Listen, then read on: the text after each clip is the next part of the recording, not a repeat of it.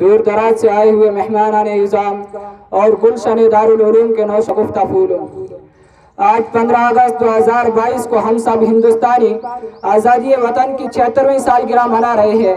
اپنی بات اور اس بزم کے آغاز سے پہلے میں تمام دیش واسیوں کو اپنی اور دارالعلوم العربیہ اور اسلامیہ کی طرف سے آزادی کی مبارکباد پیش کرتا ہوں۔ ساتھ ہی ساتھ آنے والے تمام مہمانوں کا استقبال کرتے ہیں۔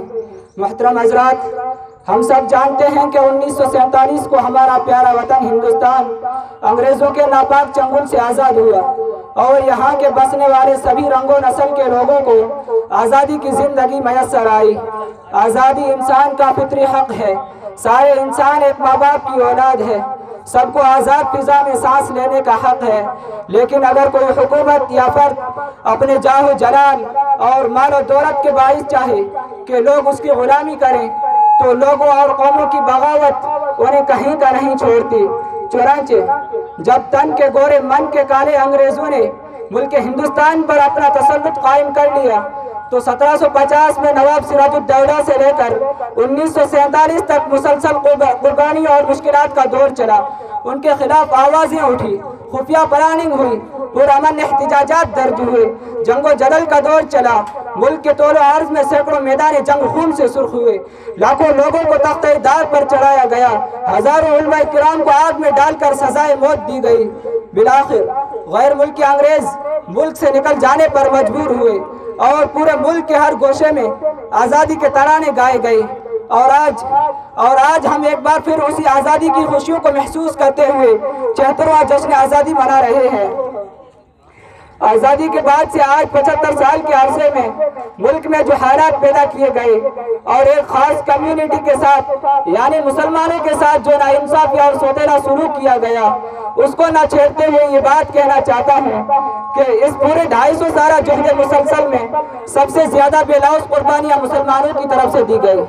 بھائی اور دوستو، قلم اور زبان سے نکلے ہوئے الفاظ تاریخ کو جنم دیتے ہیں۔ قومیں جب حقوق کی میز پر آمنے سامنے بیٹھتی ہے تو وہاں ووٹ نہیں لاشیں شمار کی جاتی ہے۔ جس قوم کی لاشیں اپنے حقوق کے حصول میں زیادہ ہوں گی وہی میر کارواں اور سالار سمجھی جائے گی۔ ہندوستان میں فرنگی سامراج کے خلاف جد و جہد آزادی میں پہل کی تو مسلمانوں نے، انگریزوں کے خلاف عسکری جنگ لڑی تو مسلمانوں نے، توپوں کے دہانوں پر باندھ کر اڑائے گئے تو مسلمان، پھانسی کے تختے پر انقلاب زندہ باد کہا تو مسلمانوں نے، انڈمان نکوبار کے جزیرے اور مالٹا کی جیل کو آباد کیا تو انگریزوں کے باغی مسلمانوں نے۔ اور اس کی شہادت اگر لینی ہے تو انڈیا گیٹ پر درج کل 95,300 فریڈم فائٹرز کی لسٹ دیکھ لو، جس میں 61,395 نام صرف مسلمانوں کے ہیں۔ انگریزوں کے مورخین کے صفحات کھنگالیے، مسٹر تھامسن کی رپورٹ پڑھیے، اندازہ ہو جائے گا۔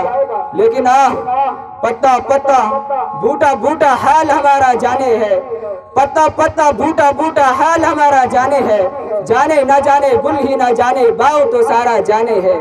مہر و وفا و لطف و عنایت ایک سے واقف ان میں نہیں، مہر و وفا و لطف و عنایت ایک سے واقف ان میں نہیں، اور تو سب کچھ طنز و کنایہ رمز و اشارہ جانے ہے۔ حضرات، ہمیں خدا وحدہ لا شریک لہ سے قوی امید بلکہ یقین کامل ہے کہ آج کا عظیم الشان جشن آزادی کا یہ پروگرام اپنی جلوہ سامانیوں کے ساتھ کامیابی کی راہ طے کرے گی۔ اس وجہ سے بھی کہ آپ جیسے باہمت بحوصلہ رفقا سفر ملے ہیں، اور اس وجہ سے بھی کہ آج کی اس بزم کی صدارت کا صحرا جن کے سر پر باندھا گیا ہے اور میر کارواں کے طور پر منتخب کیا گیا ہے وہ کوئی اور نہیں، ہم سب کے محسن و مربی استاذ بلکہ استاذ الاساتذہ صدر المدرسین شیخ الحدیث دارالعلوم حاضہ حضرت مولانا عبدالکریم ولی الندوی حفظہ اللہ ورعاہ، امام و خطیب مسجد الفلاح و صدر مجلس احرار اسلام ہند صوبہ راجستان ہے۔ میں اراکین بزم سے تائید کی قوی امید کرتا ہوں۔